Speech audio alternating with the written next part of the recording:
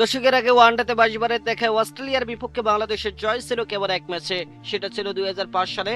2015 বিশ্বকাপ থেকে ওয়ানডেতে বাংলাদেশে ওঠানোর পর বাকি সব টেস্ট খেলুড়ের দেশকে এই ফরম্যাটে হারালেও অজিরা ছিল অধরা। এবার ঘরের মাঠে সেই অজিবত। 4 বছর পর দলে ফেরা মোসাদ্দেক হোসেন সৈকতের অলরাউন্ডার পারফরমেন্সে 21 বছর পর অস্ট্রেলিয়াকে হারালো বাংলাদেশ।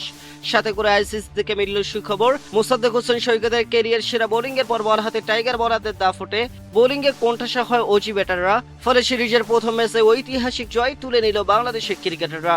সাথে এর আইসিসি থেকে বিশাল সুখবর, মিরপুরে ঘরের মাঠে অজিদের হারিয়ে তবে কি এমন সুখবর পেল বাংলাদেশ। বিশ্ব চ্যাম্পিয়ন অস্ট্রেলিয়াকে হারিয়ে ওয়ানডে সিরিজ শুরু করলো বাংলাদেশ। প্রায় 21 বছর পর মাইটি অজিদের বিপক্ষে জয়ের হাসি হাসলো লাল সবুজের প্রতিনিধিরা। আর এই জয়ে আইসিসি থেকে আসলো বিরাট সুখবর। আইসিসি রেটিং পয়েন্ট বাড়লো কয়েক ধাপে টাইগারদের। ফলে আসন্ন ওয়ানডে বিশ্বকাপের পরটা আরো বেশি সুগম হলো লাল সবুজের প্রতিনিধিদের। আইসিসি র্যাঙ্কিং এ বেশ সুবিধাজনক স্থান থেকে শক্তিশালী অজিদের বিপক্ষে মাঠে নামে বাংলাদেশ। র্যাঙ্কিং এ 10-এ থাকা ওয়েস্ট ইন্ডিজ থেকে 11 রেটিং পয়েন্ট বেশি ছিল টাইগারদের।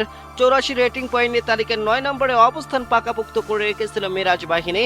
তবে অজিদের বিপক্ষে সিরিজের প্রথম ম্যাচে জয় পাওয়ায় রেটিং বেড়েছে বাংলাদেশের। আইসিসি র্যাঙ্কিং এ 3-এ থাকা অস্ট্রেলিয়াকে নাকানি চুবানি খাইয়ে ম্যাচ হারানোর ফলস্বরূপ টাইগারদের রেটিং পয়েন্ট বেড়েছে 2 ধাপ। ফলে 84 থেকে বাংলাদেশের রেটিং এখন গিয়ে ঠেকেছে 86-তে। অন্যদিকে 106 রেটিং পয়েন্টের সিরিজ শুরু করা অস্ট্রেলিয়ার রেটিং কমে গিয়ে দাঁড়িয়েছে 103-এ। তবে রেটিং পয়েন্ট উথাল পাতাল লাগলেও র্যাঙ্কিং এ পরিবর্তন আসেনি দু দলের কারোই। যথারীতি বাংলাদেশের অবস্থান রয়ে গেছে 9 নম্বরে এবং অস্ট্রেলিয়ার অবস্থান থেকেছে 3-এ। এদিকে প্রথম ম্যাচে 2 রেটিং পয়েন্ট বেড়ে যাওয়ায় বাংলাদেশের সামনে সুযোগ রয়েছে র্যাঙ্কিং এ উন্নতি করার। তবে সেক্ষেত্রে অবশ্যই বাংলাদেশকে সিরিজের বাকি 2টি ম্যাচেই জিততে হবে। অর্থাৎ বাংলাদেশ যদি নিজেদের ঘরের মাঠে অজিদের হোয়াইট ওয়াশ করে দেয় তাহলে বাংলাদেশের রেটিং বেড়ে গিয়ে দাঁড়াবে 90-তে।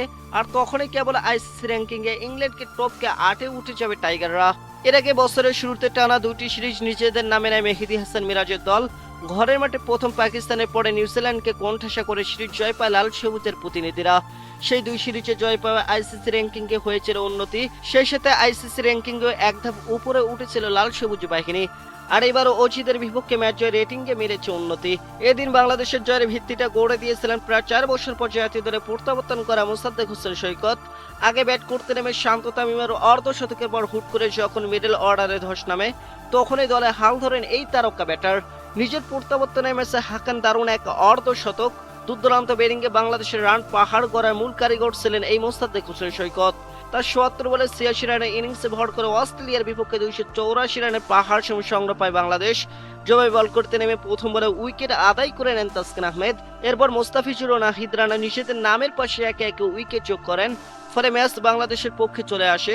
শেষ পর্যন্ত ঘরের মাঠে অজিদের বিপক্ষে ঐতিহাসিক এক জয় নিয়ে মাঠ ছাড়ে লাল সবুজের প্রতিনিধিরা। শেষে আইসিসি থেকে এবার মিলল রেটিং বাড়ানোর সুখবর।